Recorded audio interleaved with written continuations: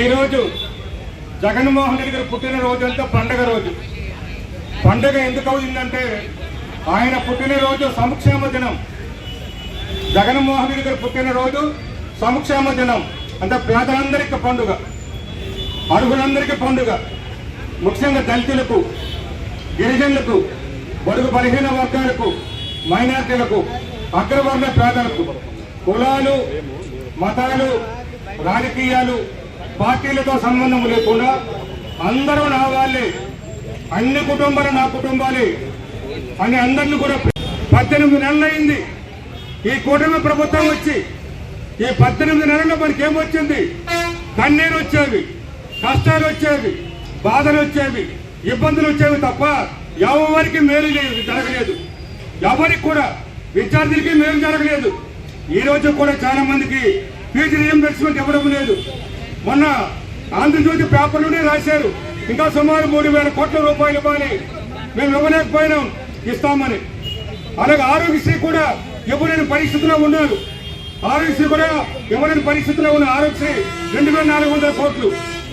Sorry, Aarogyasri 2,400 కోట్లని Andhra Jyothi చెప్పారు. ఇక fee reimbursement అయితే 7,000 కోట్లకు పైగా ఉంది. ఫీజు రీయింబర్స్మెంట్ అయితే 7,000 కోట్లకు పైగా ఇవ్వవలసి ఉంది ప్రభుత్వం. అంటే విద్యార్థులకి, అనారోగ్యంగా ఉన్న వాళ్ళకి అందరికీ ఇబ్బందులే. మనం ఆరోగ్యశ్రీ కోసం ఎవరికైనా బాగోలేకపోతే తెల్ల రేషన్ కార్డు పట్టుకుని హాస్పిటల్ జాయిన్ అయితే మీ డబ్బులు తగిలి కట్టి. అంతకుముందు బొంజురావు గారు ఉన్నారు, అంతకుముందు రాజయ్య గారు మంత్రిగా కూడా చేశారు.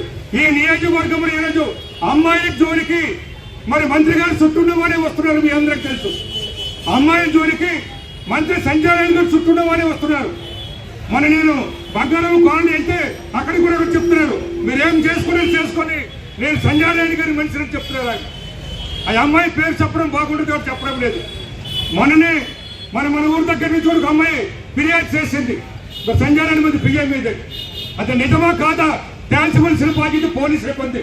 అది ఎందుకు ఇంతవరకు లేట్ చేస్తున్నారో మరి ఆలోచిస్తున్నాం. అంటే తారుమారు చేస్తారు కేసుల్ని అని ప్రజలు అనుకుంటున్నారు. ఫోరెన్సిక్ ల్యాబ్కి ఇన్ని రోజులు అవసరం అంటున్నాం. తప్పైతే తప్పు, ఒప్పైతే ఒప్పని చెప్పండి, తప్పేమీ లేదు. ఎవరైనా ఫిర్యాదు ఇస్తే ఇమ్మీడియట్గా ఇచ్చేస్తారు. మనం టీడీపీ వాళ్ళు ఫిర్యాదు ఇస్తే అదే రోజు వెంటనే కట్టేశారు. నవంబర్ 29న టీడీపీ వాళ్ళు తమకు సంబంధించిన వాళ్ళ కోసం ఫిర్యాదు ఇస్తే అదే రోజు కట్టారు. మరి అదే నా ఫిర్యాదు ఇస్తే దాన్ని కట్టవలసిన అవసరం లేదంటారు.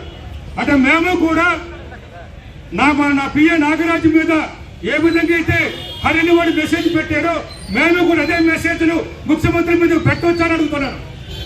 అటువంటి మెసేజ్లు ఉప ముఖ్యమంత్రి పవన్ కళ్యాణ్ మీద మేము పెట్టవచ్చని అడుగుతున్నాను. అవే మెసేజ్లు మేము లోకేష్ మీద పెట్టవచ్చని అడుగుతున్నాను. పోలీస్ అధికారి మా నాయకుడు ఇప్పుడే చెప్పాడు, వచ్చేది జగన్ ప్రభుత్వమే, కాబోయే ముఖ్యమంత్రి జగనే. ఈ రోజు ఎవరైతే పిచ్చ వ్యాసాలు వేస్తున్నారో, ఎవరైతే మెసేజ్ పిచ్చ వ్యాసాలు వేసిన సాలూరులోని కొంతమందికి, అలాగే వాళ్ళు ఇష్టం వచ్చినట్టుగా బూత్ మెసేజ్లు పెట్టి అలా నోటు వచ్చిన మెసేజ్లు పెట్టి ప్రతి ఒక్కరిని ఎవరిని విడిచిపెట్టాం. అన్ని కూడా మా డిజిటల్ మీడియాలో రికార్డ్ అవుతుంది. ఎవరిని విడిచిపెట్టాం, మా డిజిటల్ మీడియాలో రికార్డ్ అవుతుంది. మీరు తాగినట్టుగా ఉండండి, జరగాలి, మళ్ళీ మీకు మేలు జరగాలి. కులాలు, మతాలు, రాజకీయ పార్టీలతో సంబంధం లేకుండా మేలు జరగండి. మళ్ళీ జగనే ముఖ్యమంత్రి కావాలని గుర్తు పెట్టుకోండి. ఇప్పుడుగా మీరు గుర్తించారు. ఇంకా